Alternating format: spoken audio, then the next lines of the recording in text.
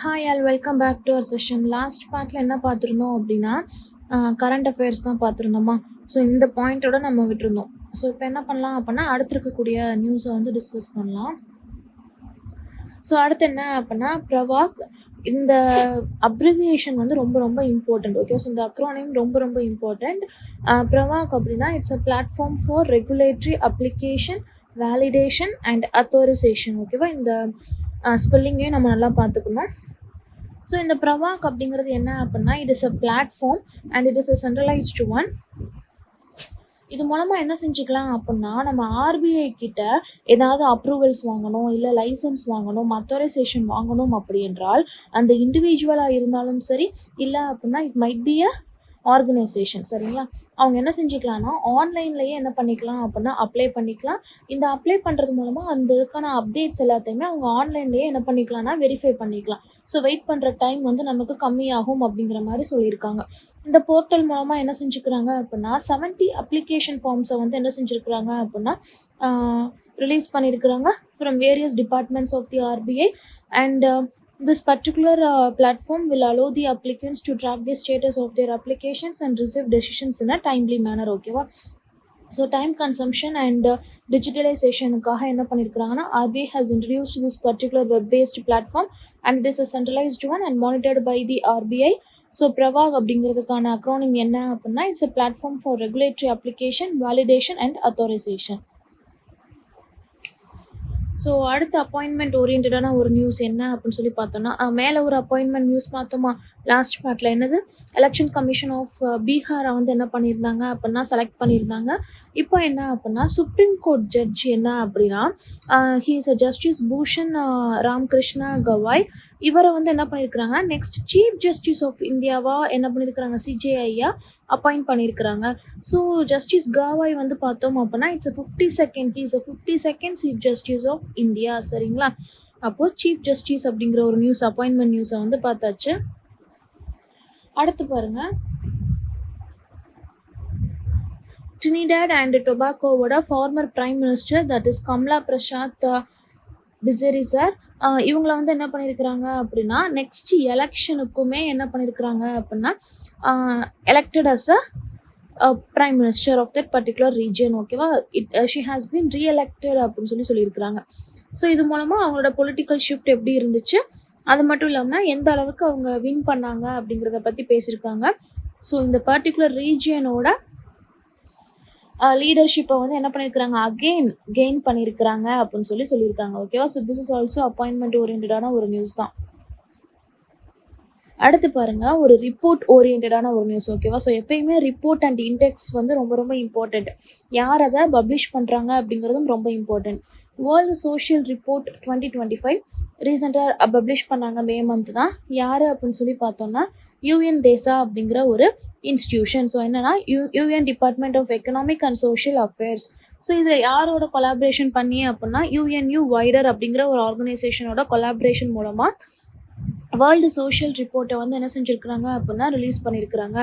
இதில் அவங்க என்னெல்லாம் சொல்கிறாங்க அப்படின்னா எக்கனாமிக் இன்செக்யூரிட்டியாக வேர்ல்டில் 60% ஆஃப் த கண்ட்ரி வந்து ஃபேஸ் பண்ணுறாங்க. ஓகே அப்படின்னு சொல்லியிருக்கிறாங்க. சரிங்களா, அப்போ 60% of the people in this world are facing the economic insecurity அப்படின்னு சொல்லியிருக்கிறாங்க.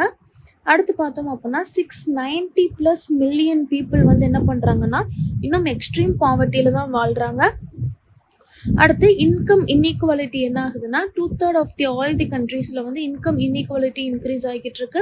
ஸோ எப்பயுமே என்ன சொல்கிறாங்க அப்படின்னா குளோபல் பாப்புலேஷனோட 95% வந்து என்ன பண்ணுறாங்கன்னா ரிச்சஸ்ட் ஆஃப் தி 1% வந்து ஓன் பண்ணுறாங்க வெல்த்தை அப்படின்னு சொல்லியிருக்கிறாங்க.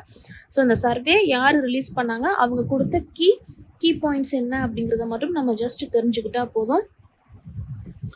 அடுத்த நியூஸ் பாருங்கள், KV Rabia, a physically challenged social worker from this district who rose to prominence through her active role in the Kerala State Literacy Campaign, died at the age of 59. So என்ன அப்படின்னா it's ஆபியூட்ரி ஓரியன்டான ஒரு news. KV Rabia அப்படிங்கிறவங்க இறந்துட்டாங்க. So who is KV Rabia அப்படின்னா she is a physically challenge person and also a social worker அப்படின்னு சொல்லியிருக்கிறாங்க. ஓகேவா, so எதில் அவங்க ரொம்ப பயங்கரமாக ஆக்டிவாக ரோல் ப்ளே பண்ணாங்க அப்படின்னு பார்த்தோன்னா கேரளா ஸ்டேட்டோட லிட்ரஸி கேம்பெயினில் வந்து என்ன பண்ணாங்க அப்படின்னா she has played a prominent role and she died at the age of 59 அப்படிங்கிறது நமக்கு தெரியணும். ஸோ இதை தாண்டி ஆப்யூட்ரியில் எப்பயுமே ஒரு சோஷியல் ஒர்க்கரோ அல்லது ஒரு ஆக்ட்ரஸோ இறந்துட்டாங்க அப்படின்னு சொல்லி பார்த்தோம்னா எப்பயுமே அவங்க ஏதாவது அவார்ட்ஸ் வாங்கியிருக்கிறாங்களா அப்படிங்கிற பாயிண்ட்டையுமே நம்ம நோட் பண்ணிக்கணும். ரபியா வந்து பார்த்தோன்னா பத்மஸ்ரீ அவார்டை வந்து என்ன செஞ்சுருக்கிறாங்கன்னா 2022 வந்து வின் பண்ணியிருக்கிறாங்க இந்த ஃபீல்ட் ஆஃப் சோஷியல் ஒர்க். சரிங்களா? ஸோ போலியோ அட்டாக்கால் அவங்க என்னாச்சு அப்படின்னா அந்த மாதிரி ஃபிசிக்கலி சேலஞ்சு ஆனாங்க. But she continued her studies from the home on a wheel chair அப்படிங்கிற மாதிரி கொடுத்துருக்காங்க. So what are all the struggles that she faced அப்படிங்கிற மாதிரி பேசியிருக்காங்க. ஸோ இது என்ன அப்படிங்கிறத ஜஸ்ட் ரீட் பண்ணிக்கலாம். And also she receive the first national recognition in 1994 அப்படின்னு சொல்கிறாங்க. விச் மீன்ஸ் நேஷனல் யூத் அவார்டை வந்து என்ன பண்ணியிருக்கிறாங்கன்னா மினிஸ்ட்ரி ஆஃப் ஹோம் ஹெச்ஆர் டெவலப்மெண்ட்லேருந்து ரிசீவ் பண்ணியிருக்கிறாங்க. 1994 என்ன பண்ணிட்டாங்க, வாங்கிட்டாங்க. சரிங்களா? ஸோ கேவி ரபியா அப்படிங்கிறவங்க இறந்துட்டாங்க. So who is a physically challenged social worker and she won the Padma Shri award for the contribution in the field of social work in the year 2022 and also she won the national youth award from the HR department ministry in the year of 1994. சரிங்களா? So அடுத்த appointment ஓரியன்டான news என்ன அப்படின்னா national film development கார்பரேஷனோட எம்டியாக யாரை choose பண்ணியிருக்கிறாங்க அப்படின்னா பிரகாஷ் மேக்டமை வந்து என்ன பண்ணியிருக்கிறாங்கன்னா சூஸ் பண்ணியிருக்கிறாங்க. சரிங்களா? இதுக்கு முன்னாடி மேக்டம் வந்து என்னவா இருந்திருக்கிறாருன்னா PIB ப்ரெஸ் இன்ஃபர்மேஷன் பியூரோவோட அடிஷ்னல் டைரக்டர் ஜென்ரலாக இருந்திருக்கிறாங்க. சரிங்களா? அது மட்டும் இல்லாமல் சென்ட்ரல் பியூரோ ஆஃப் கம்யூனிகேஷனோட அடிஷ்னல் டைரக்டர் ஜென்ரலாகவும் இவர் வந்து இருந்திருக்கிறாரு. அப்போது NFDCயோட MDயை வந்து என்ன பண்ணிட்டாங்க, அப்பாயிண்ட் பண்ணிட்டாங்க. That is Prakash Magdum. அடுத்த நியூஸ் பாருங்க, ஆப்ரேஷன் சிந்தூர் எல்லாருக்குமே தெரிஞ்ச ஒரு நியூஸ் தான். It is an operation which was launched by Indian army. யாருக்காக அப்படின்னா அகெயின்ஸ்ட் தி பாகிஸ்தான். எதுக்காக அப்படின்னா in order to hit the terrorist infrastructure in the Pakistan. சரிங்களா? ஸோ ஆப்ரேஷன் சிந்தூர் என்ன அப்படிங்கிறது மட்டும் தெரிஞ்சுக்கிட்டா போதும்.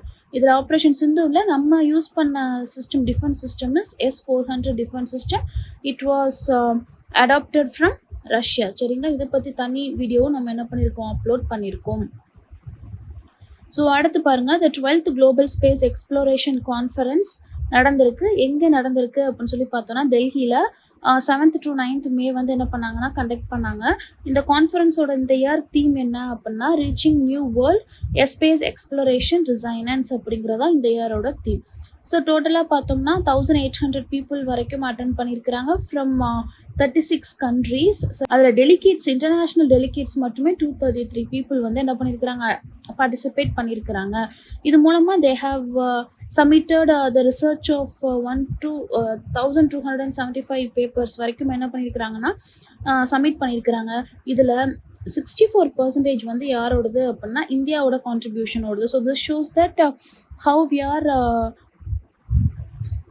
Working towards space exploration. சரிங்களா? அதுக்கடுத்து பார்த்தோம் அப்படின்னா இது மூலமாக என்ன பண்ணியிருக்கிறாங்கன்னா ESA, ISRO, European space agency, ISRO, USA, China, Japan, UAE அப்படின்னு சொல்லக்கூடிய குளோபல் ஸ்பேஸ் லீடர்ஸ்லாம் என்ன பண்ணியிருக்கிறாங்க, இந்த செஷன்ஸை வந்து அட்டென்ட் பண்ணியிருக்கிறாங்க. இது மூலமாக நமக்கும் என்ன இருக்குது அப்படின்னா ஒரு நல்ல ஸ்பேஸ் பிளாட்ஃபார்ம் வந்து கிடச்சிருக்கு அப்படின்னே சொல்லலாம். இதை யாரெல்லாம் சேர்ந்து ஆர்கனைஸ் பண்ணியிருக்கிறாங்க இந்த பிளாட்ஃபார்மை அப்படின்னு சொல்லி பார்த்தோன்னா IIF, இஸ்ரோ அண்ட் ASI. ஓகேவா? இது ரொம்ப ரொம்ப இம்பார்ட்டன்ட். இந்த ஈவெண்ட்டை யார் வந்து ஷோகேஸ் பண்ணாங்க, யார் ஆர்கனைஸ் பண்ணாங்க அப்படிங்கிறது. சரிங்களா?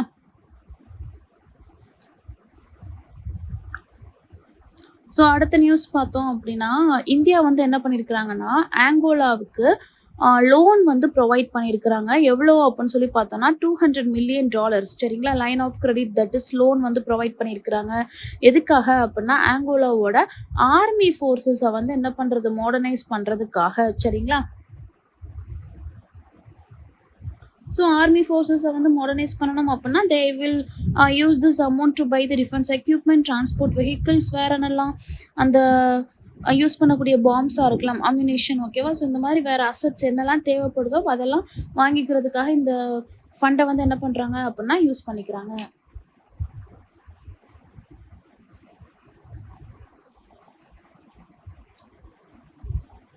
அப்போ இந்தியா யாருக்கு அப்படின்னா ஆங்கோலாவுக்கு எவ்வளோ அப்படின்னு சொல்லி பாருங்கள். அந்த லோன் அமௌண்ட் இம்பார்ட்டண்ட், எதுக்கு அப்படிங்கிறதும் இம்பார்ட்டண்ட். ஸோ இந்த வீடியோவில் நம்ம என்ன லேர்ன் பண்ணியிருக்கிறோம் அப்படின்னா ஒரு செட் ஆஃப் 10+ நியூஸ் வரைக்கும் இம்பார்ட்டண்ட்டான நியூஸ் வந்து நம்ம லேர்ன் பண்ணியிருக்கோம். ஸோ லாஸ்ட் ஆல்ரெடி பார்ட் 1ல் என்ன பண்ணியிருக்கிறோம் அப்படின்னா அதே மே மந்தோட கரண்ட் அஃபேர்ஸ் தான் கன்சாலிடேட்டடாக பார்த்தோம். இது வந்து பார்ட் 2. ஓகேவா? Hope this session is useful and thank you for வாட்சிங்.